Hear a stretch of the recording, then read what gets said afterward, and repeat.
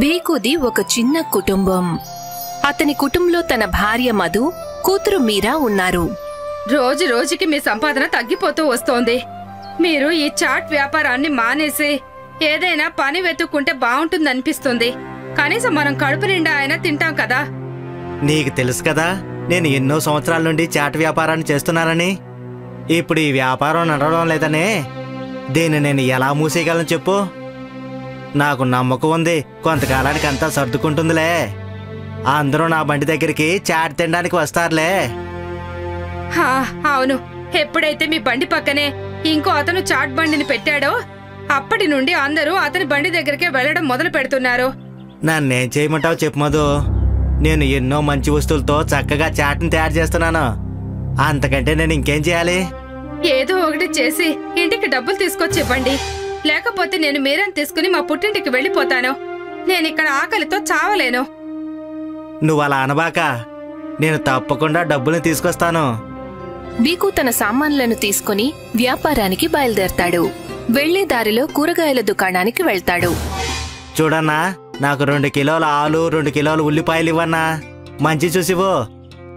ఏంటన్నా, నీకు చాట్ బండి కదా ఉంది, మరి మంచి మంచి ఆలు ఉల్లిపాయలు ఎందుకు కొంటున్నావు? నీకు కొంచెం పాడైన ఆలు ఉల్లిపాయలు కూడా పనికొస్తాయి కదా. అవైతే నేను నీకు తక్కువ ధరకే ఇచ్చేస్తాను, ఆలోచించుకో. లేదు లేదన్నా, ఈ చాట్ బండి నాకు అన్నం పెడుతుంది. నేను ఇందులో అసలు మోసం చేయలేనన్నా. నువ్వు నాకు మంచి ఆలు ఉల్లిపాయలు ఇవ్వన్నా. అలాగే. అంతలో అక్కడికి రమణ కూడా వస్తాడు. నాకు 3 కిలోల ఉల్లిపాయలు, 3 కిలోల ఆలు ఇవ్వండి. మంచివి ఇవ్వనా? లేదు లేదు, చౌకైనవి ఇవ్వండి. నేనేమైనా తినాలా ఏంటి? అదేంటన్నా, నీ కస్టమర్లకు నువ్వు ఇవే కదా పెట్టాలి. ఇది మంచిది కాదు కదన్నా. అరే, ఏది మంచి ఏది చెడు దాని గురించి నువ్వు నాతో చెప్పొద్దా? నా గురించి నేను చూసుకుంటానులే. నీ బండిలో నువ్వు మంచి ఆలు ఉల్లిపాయలతో చాట్ తయారు చేసుకో. ఆ తర్వాత నువ్వే తిను. ఎందుకంటే నీ బండి దగ్గరికి ఎవరూ రావడం లేదు కదా ఇప్పుడు. బీకు వెంటనే చిన్నబుచ్చుకుని అక్కడ్నుంచి వెళ్లిపోతాడు. బీకు బండి ఎదురుగానే రమణ తన చాట్ బండిని కూడా పెడతాడు. రమణ తన చాట్ బండిని తెరవగానే చాలా మంది కస్టమర్లు వస్తారు. కాని బీకు బండి దగ్గరికి అసలు ఎవ్వరూ రారు. రండి రండి, రుచికరమైన చాట్ తినండి. సమోసా చాట్, ఆలు చాట్, పాపడ్ చాట్, దహీ చాట్. బీకు ఎంతో గట్టిగా అందర్నీ పిలుస్తూ ఉంటాడు. అయినా సరే తన బండి దగ్గరికి అసలు ఒక్కరు కూడా వెళ్లరు. కాని ఎదురుగా ఉన్న రమణ బండి దగ్గర మాత్రం చాలా జనం ఉంటారు. అరే, ముందు నాకివ్వండి. లేదు లేదు, ముందు నేనొచ్చాను, నాకివ్వు. అందరికీ ఇస్తాను, గొడవ పడకండి. తనకున్న ఆ పరిస్థితిని చూసుకుని బీకు చాలా బాధపడతాడు. ఎంత ప్రయత్నం చేసిన తర్వాత కూడా ఎవరూ ఇక్కడికి రావడం లేదేంటి? భగవంతుడా, ఇక నువ్వే నాకు దారి చూపించాలి తండ్రి. బీకు చాలా రాత్రి వరకు బండి దగ్గరే ఉంటాడు. కాని ఇవాళ కూడా తనకి వ్యాపారం జరగలేదు. ఎంతో దిగులుగా ఇంటికి వెళ్తాడు. ఇవాళ కూడా వ్యాపారం సాగినట్టుగా లేదు. అవునే, ఇవాళ కూడా అందరూ రమణ బండి దగ్గరికే వెళ్లారు.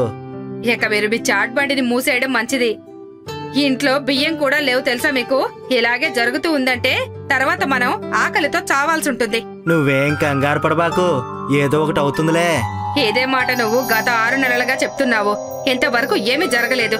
ఒకవేళ నువ్వు డబ్బు సంపాదించి తీసుకురాకపోతే నేను మా పుట్టింటికి వెళ్ళిపోతాను, మీరాతో పాటు. కానీ నాకు కొన్ని రోజులు సమయం ఇవ్వు. ఇంట్లో ఒక్క రోజుకి మాత్రమే బియ్యం ఉన్నాయి. నువ్వు రేపటికల్లా డబ్బు తెస్తే పర్వాలేదు, లేదంటే ఒంటరిగానే ఉండు ఈ ఇంట్లో. నేను నా కూతుర్ని ఆకలితో తల్లడిల్లడం చూడలేను. మా నాన్నగారు మమ్మల్ని ఎంతో ప్రేమగా చూసుకుంటారు. సరే. ఒకవైపు బీకు తన వ్యాపారం సరిగ్గా జరగడం లేదని కంగారు పడతాడు. ఇక మరొక వైపు భార్య తన సమస్యలను ఇంకా రెట్టింపు చేస్తుంది.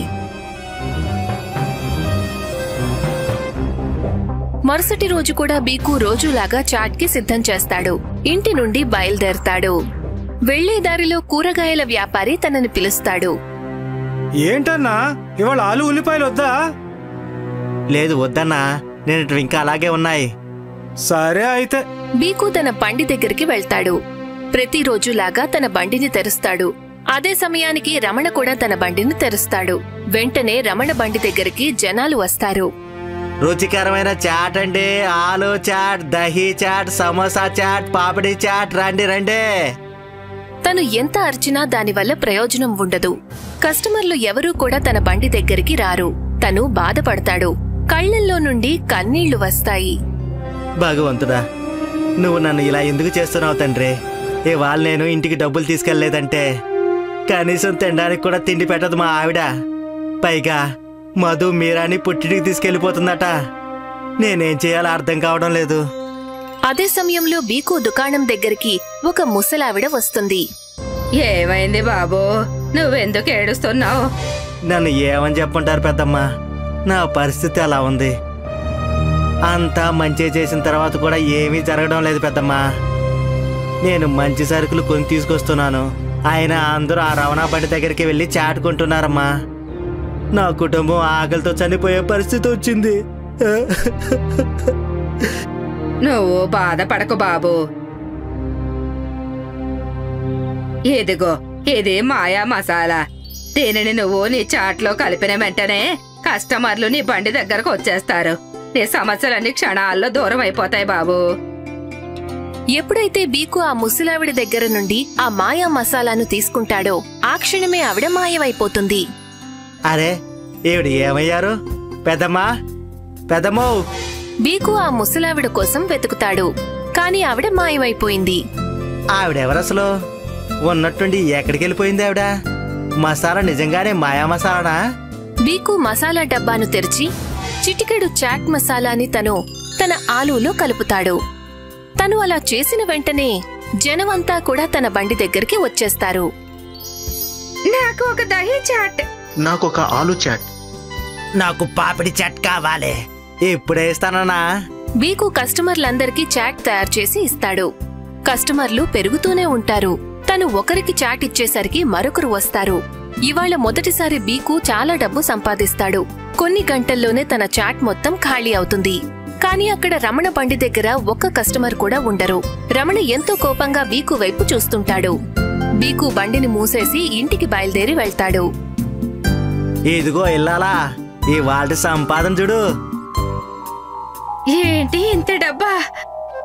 ఇదిగోనమ్మా మీరా, నీకోసం చాక్లెట్లు తీసుకొచ్చాను. అమ్మ చూడు, నాన్న నా కోసం చాక్లెట్ తెచ్చారు.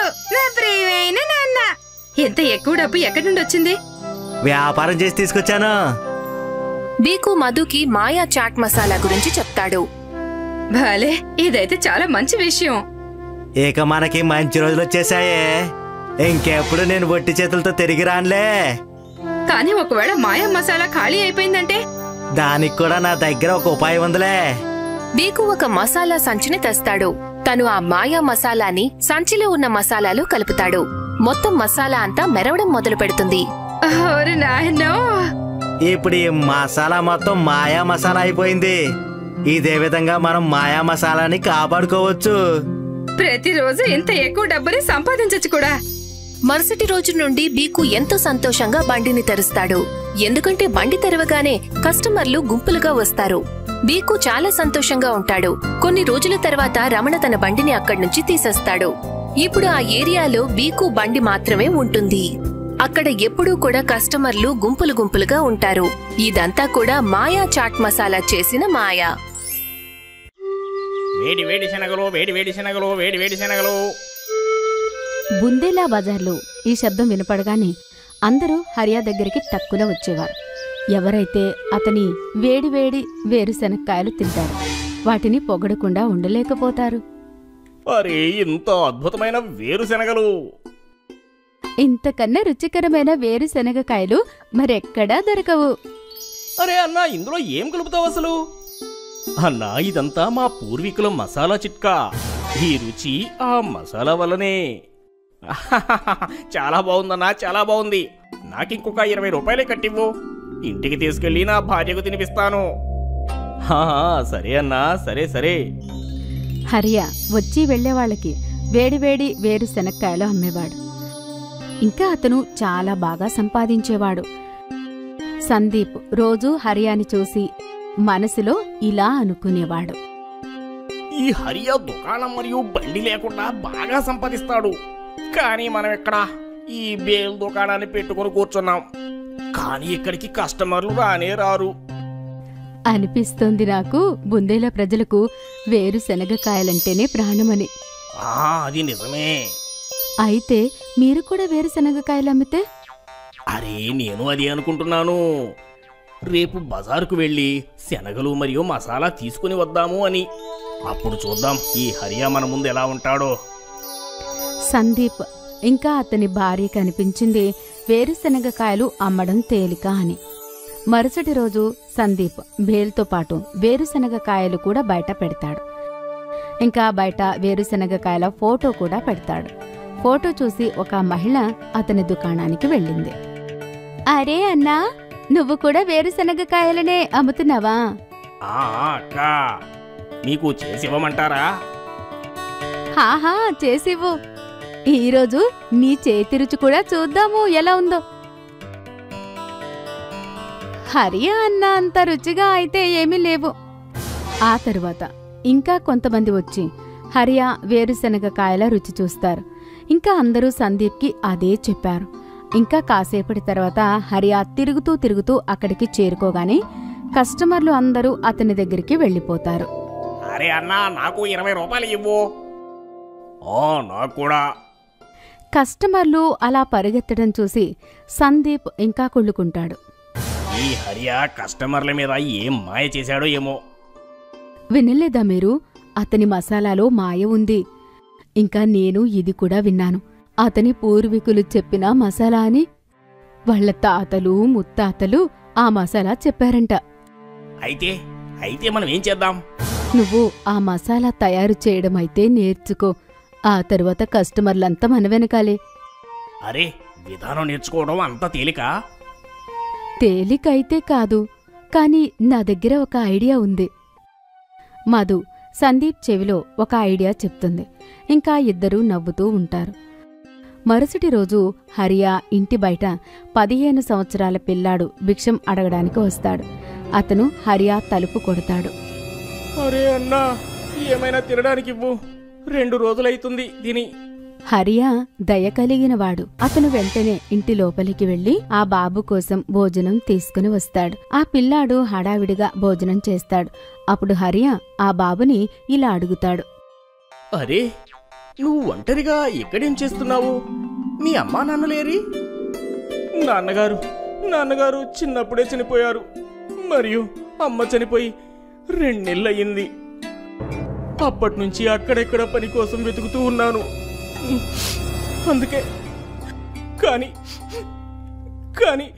నాకెవరు పని ఇవ్వడం లేదు. ఎవ్వరూ ఇవ్వడం లేదు. అరెరరే, ఏడవకు మున్నా, నేనున్నాను కదా. నువ్వు నా దగ్గర పని చెయ్యి. నేను నీకు కడుపు నిండా భోజనం పెడతాను. ఇంకా నువ్వు ఇక్కడే నా దగ్గర ఉండగలవు, సరేనా? మీరు భగవంతుడు. అరెరరే, ఏడవకు.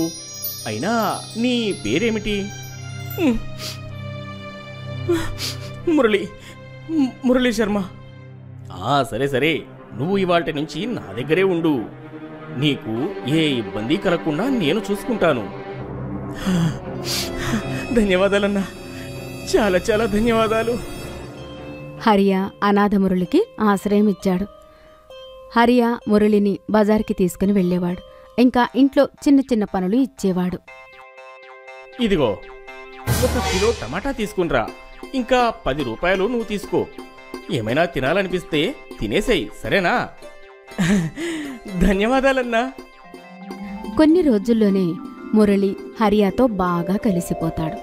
హరియా ఎప్పుడూ అతని మసాలా వంటగది తలుపును మూసేసి తయారు చేసేవాడు. కానీ ఒకరోజు మురళి వంటగది కిటికీ నుంచి మొత్తం చూసేస్తాడు.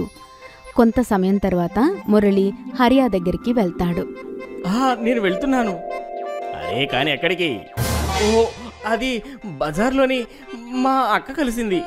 అరే, ఎవరు? ఓహ్, మధు అక్క. ఆమెకి బజార్లో ఒక దుకాణం ఉంది. ఓ, నువ్వు సందీప్ బావమరిదివా? మరి నాకు ముందే ఎందుకు చెప్పలేదు? అది ఇవాళ బజార్లో మా అక్క కనిపించింది. తనకి మా అమ్మ చనిపోయింది తెలిసి బాగా ఏడ్చింది. నన్ను ఇంకా తనతో పాటే ఉండమంది. ఇంకా నేను మీకు భారంగా ఉండలేను. నన్ను ఇంత బాగా చూసుకున్నందుకు ధన్యవాదాలు. ఏం పర్వాలేదు, సరేలే. హరియాకి అర్థమైంది ఏదో తేడాగా ఉంది అని. మురళిని మధు పంపించింది హరియా మసాలా రహస్యం తెలుసుకోవడానికి. మురళి ఇంకా మధు ఆ మసాలా తయారు చేస్తారు. ఒక్కసారి తింటే మళ్ళీ మళ్ళీ అడుగుతారు. వేరుశనగాయలు స్పెషల్ మసాలాతో పాటుగా రండి. ఒకటి తయారు చేసి అన్నా, చూస్తాను నీ స్పెషల్ మసాలా ఏంటని. ఇదిగోండి. సందీప్ ఆ వేరుశనగ కాయల్లో ఆ మసాలా కలుపుతాడు. ఇది తీసుకోండి. కారం, ఇంత కారమా? అయ్యో కారం. మధు ఆ మహిళకు నీళ్లు ఇస్తాడు. అరే, ఇది స్పెషల్ మసాలానా లేక కేవలం కారమా? ఇంత కారమా? మీరు మమ్మల్ని చంపాలి అనుకుంటున్నారా ఏంటి? ఆ మహిళ సందీప్ ఇంకా మధుని బాగా తిట్టి వెళ్ళిపోతుంది. సందీప్ ఇంకా మధు మురళిని చూస్తూ ఉంటారు. కానీ నేనంతా సరిగ్గానే చేశాను. అప్పుడే అక్కడికి హరియా వస్తాడు. బాబు, నువ్వు బానే చూశావు, కానీ నేనే తప్పు చెప్పాను. నాకు ముందే అనిపించింది ఏదో తేడాగా ఉందని. నువ్వు చూడటానికి శరీరం చాలా ఆరోగ్యంగా ఉంది. ఒక పేదవాడు ఇంత ఆరోగ్యంగా ఎలా ఉంటాడు? అరే సందీప్, నువ్వు నా మసాలా రహస్యం తెలుసుకోవాలనుకున్నావు కదా, అది నేను మీకు చెప్పను. హరియా తెలివైనవాడు. అతను అతని రహస్యాన్ని రహస్యంగానే ఉంచాడు. ఒక సిటీలో అమీర్ చంద్ పాపడమ్మేవాడు. ఇంకా అతనికి జై సహాయం చేస్తూ ఉండేవాడు. అమీర్ చంద్ జైకి నెలాఖరులో కొన్ని డబ్బులిచ్చేవాడు. దాంతో జై ఖర్చులు గడిచిపోయేవి. జైకి అమ్మా నాన్న ఎవ్వరూ లేరు. ఒకరోజు ఉదయం జై బండిని శుభ్రం చేస్తాడు. కాసేపటి తర్వాత అక్కడ కస్టమర్లు లైన్ కడతారు. ఇంకా అందరూ పాపడ్ తింటూ ఉంటారు. అప్పుడే అక్కడికి అమీర్ చంద్ వస్తాడు. అరే వాహ్, నువ్వు చాలా బాగా పని చేస్తావు. నేను రాకన్నా ముందే అన్ని పనులు చేస్తావు. ఏ బాధ్యత అయినా బాధ్యతే కదండి. అవును, నేను నీకు ఒక విషయం చెప్పడం మర్చిపోయాను. ఏం విషయం? నేను బండి కాదు, ఇక దుకాణం తెరవబోతున్నా. అరే వా సేటు గారు, ఇది చాలా ఆనందకరమైన విషయం. అవును, నాకు ఇవాళ చాలా పనులున్నాయి. నువ్విప్పుడు పాపడము, నేను సాయంత్రం వస్తాను. అమీర్ చంద్ వెళ్ళిపోతాడు. అప్పుడే అక్కడికి ఒక అబ్బాయి రాఘవ్ వస్తాడు. అతను పాపడ్ తీసుకోవాలనుకుంటాడు. కానీ రాఘవ్ దూరంగా నిలబడి పాపడ్ చూస్తూ ఉంటాడు. అప్పుడే జై అతను అడుగుతాడు, ఏమైంది రాఘవ్, ఇవాళ నువ్వు పాపడ్ తినవా? నేను పాపడ్ తినడానికి వచ్చాను, కానీ నా దగ్గర డబ్బులు లేవు. అది ఇప్పుడే చూసుకున్నాను. అయితే అందులో ఆలోచించాల్సిందేముంది, రేపిద్దు గానిలే. ధన్యవాదాలన్నా, నేను నీకు తర్వాత డబ్బులు ఇస్తానులే. రాఘవ్ పాపడ్ తిని వెళ్ళిపోతాడు.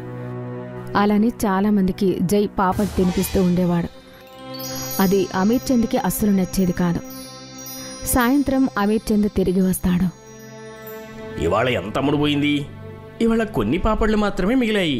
ఏం పర్వాలేదు, ఇవి రేపటికి పనికొస్తాయిలే. కానీ ఏంటో చెప్పు. ఈ మిగిలిపోయిన పాపడ్లన్నీ కూడా రోడ్డు మీద అడుక్కునే వాళ్ళకిస్తే బాగుంటుంది అనుకుంటున్నాను. నీకేమైనా పిచ్చా? అంటే కొంతమంది అయినా ఆకలితో ఉన్న వాళ్ళకి ఇస్తే బాగుంటుంది అనుకుంటున్నా. అదంతా నాకు తెలీదు. కానీ ఇవాళ నుంచి నువ్వు ఎవరికైనా ఫ్రీగా పాపడ్లు తినిపించావంటే నిన్ను పనిలో నుంచి తీసేస్తాను. కానీ సేటు గారు, ఇక వెళ్ళు, రేపు ఉదయాన్నేరా. జై వెళ్ళిపోతాడు. ఇంకా ప్రతిరోజులానే మరుసటి రోజు ఉదయాన్నే జై పనికి వస్తాడు. ఇంకా అతను పాపడ్ అమ్మడం మొదలు పెడతాడు. కానీ అప్పుడే అక్కడికి ఒక భిక్షగాడు వస్తాడు. నాకు చాలా ఆకలిగా ఉంది, తినడానికి ఏమైనా ఇవ్వండి బాబు. ముందుకు వెళ్ళు, ఇక్కడ తినడానికి ఏం లేదు. నేను చాలా రోజులుగా ఆకలితో ఉన్నానయ్యా, ఏదైనా ఇవ్వండి అయ్యా. ఒక్కసారి చెప్తే నీకు అర్థం కావడం లేదా? వెళ్ళా. సేటు గారు, నా తరపున అతనికి కొంచెం ఇద్దామండి. సరే, అతనికి ఇవ్వు. నీ మిగిలిన డబ్బులు నీకు ఇచ్చేస్తాను. ఇక నువ్వు రేపటి నుంచి ఇక్కడికి రావాల్సిన పని లేదు, సరేనా? వెళ్ళు. అమీర్ చంద్ జైని పనుల నుండి తీసేస్తాడు. ఆ భిక్షగాడు పాపడ్ తింటాడు. ఇంకా ఇలా అంటాడు, నువ్వు నా కోసం ఉద్యోగాన్ని వదులుకున్నావా? అలా ఎందుకు చేశావు బాబు? దాని గురించి నాకు ఏ బాధ లేదండి. మీరు ఆకలితో ఉన్నారు కాబట్టి అందుకే నేను ఉద్యోగం కోల్పోయినా పర్లేదనిపించింది. ఇప్పుడు నువ్వేం చేస్తావు? నాకిప్పుడు ఏమీ అర్థం కావడం లేదు. ఉండడానికి నాకు సొంత ఇల్లు కూడా లేదు. నేను కూడా ఇప్పుడు రోడ్డు మీదకి వచ్చేసాను. బిచ్చగాడినైపోయాను. నా దగ్గర ఒక మాయా ఫైర్ పాపడ మెషిన్ ఉంది బాబు. మీరు ఉదయాన్నే నాతో వేళాకోళం చెయ్యకండి. నేను నిజం చెప్తున్నాను బాబు. ఆ మిషన్ ఇవ్వడానికి నాకెవరైనా యోగ్యమైన వాళ్ళు కనిపిస్తే ఇద్దామని చూస్తున్నాను. సరే, నేను ఆ మిషన్ని తీసుకొస్తాను. నువ్వు ఇక్కడే ఉండు బాబు, త్వరగా వస్తాను. బిచ్చగాడు అక్కడి నుంచి వెళ్ళిపోతాడు. ఇంకా జై కూడా అక్కడ ఎక్కడా తిరుగుతూ ఉంటాడు. ఇప్పుడు బండి మీద అమిత్ చంద్ ఒక్కడే అన్ని పనులు చేసుకోవాల్సి వస్తుంది. అందుకు అమిత్ చంద్ కూడా ఇబ్బంది పడుతుంటాడు. నేను కూడా కోపంలో అప్పుడప్పుడు ఎక్కువ మాట్లాడతాను. ఇప్పుడు నా పనులన్నీ నేనే చేసుకోవాల్సి వస్తుంది. ఎంతమంది కస్టమర్స్ని నేను ఒక్కడే ఎలా చూసుకుంటాను? అయినా నేను అనవసరంగా కంగారు పడుతున్నాను. వాడికి కడుపులో కాలితే ఉండటానికి ఇల్లు కూడా లేకపోతే వాడే నా దగ్గరికి వచ్చి నన్ను బ్రతిమిలాడతాడు కూడా. అమిత్ చంద్కి జై అవసరం తెలుసు కాబట్టి అతను ఆనందపడతాడు. కానీ జై రోడ్ల మీద ఒంటరిగా తిరుగుతూ ఉంటాడు. మెల్లిమెల్లిగా సాయంత్రం అవుతుంది. జైకి ఆకలిగా కూడా ఉంటుంది. ఇప్పుడు ఆకలిగా ఉంది. భోజనమైతే చేస్తాను, కానీ రాత్రికి ఎక్కడికి వెళ్ళాలి? భిక్షగాడు కూడా తిరిగి రాలేదు. ఇప్పుడు జైకి వేరే దారి లేదు. అదే స్థితిలో రాత్రి అవుతుంది. రాత్రికి రోడ్డు మీదే పడుకోవాలి అనుకుంటాను. ఇంత చల్లగా కూడా ఉంది. నేనింకేం చేయగలను? అప్పుడే జైని వెతుక్కుంటూ భిక్షగాడు వస్తాడు. అతని చేతిలో ఒక మెషిన్ ఉంది. భిక్షగాడిని చూసి జై కళ్ళలో ఆనందం కనబడుతుంది. నేను నిన్ను ఎంతో వెతికాను, కానీ నువ్వు ఎక్కడా కనిపించలేదు. నువ్వు ఇంకా తిరిగి రావేమోనని అనిపించింది బాబు. అందుకే అక్కడి నుంచి వచ్చేశాను. ఇది ఒక మాయా పాపడ్ మెషిన్. దీనితో నువ్వు పాపడ్ తయారు చేయొచ్చు. దీన్ని ఎలా ఉపయోగించాలి? ఇప్పుడే నీ మిత్రుడు రాఘవ్ వస్తున్నాడు. అవునా? సాయం చేసే వాళ్ళకి భగవంతుడు తప్పక సాయం చేస్తాడు. అప్పుడే అక్కడికి రాఘవ్ వస్తాడు. రాఘవ్ ఒక బండి ఇంకా అందులో కొన్ని సామాన్లు పెట్టుకుని వస్తాడు. ఇవన్నీ ఎక్కడివి నీకు? నువ్వు చాలా బాగా పాపడ్ చేస్తావు కదా. నువ్వు ఇప్పుడు సొంతంగా పాపడ్ చేయొచ్చు. నిజంగానా? ఈ మిషన్ నీకు పూర్తిగా సాయం చేస్తుంది. బిచ్చగాడు ఆ మిషన్ ఎలా నడపాలో చూపిస్తాడు. అతను అందులో పాపడ్ తయారు చేసే సామానంతా వేస్తాడు. మిషన్లో నుంచి నిప్పు వస్తూ ఉంటుంది. ఇంకా మరొక పక్క నుండి పాపడ్ తయారయ్యి బయటకు వస్తూ ఉంటాయి. జై అది చూసి చాలా ఆశ్చర్యపోతాడు. అసలు ఇది ఎలా సాధ్యం? ఇది మాయా మిషన్. ఈ ఫైర్ వల్ల నీకు ఎప్పుడూ చలి కూడా పెట్టదు.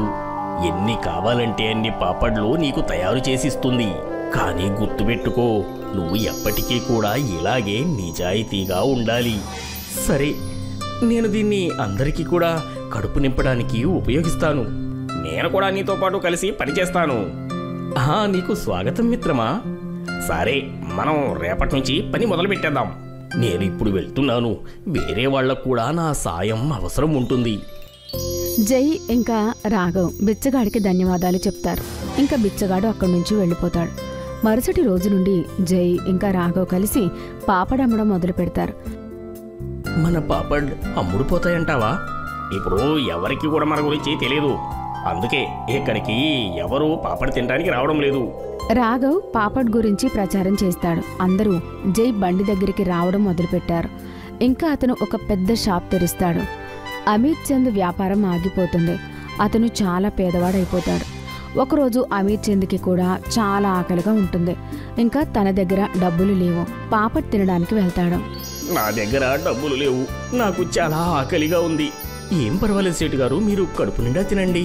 అమిత్ చంద్ జైని చూసి ఆశ్చర్యపోతాడు. సేటు గారు, ఇదే కాలం మళ్ళీ తిరిగి వస్తుంది. అమిత్ చంద్ పాపడ్ తింటాడు. ఇంకా అతను చేసిన తప్పును తెలుసుకుంటాడు. జై ఇంకా రాఘవ్ వాళ్ళ పనులు అలానే చేస్తూ ఉంటారు.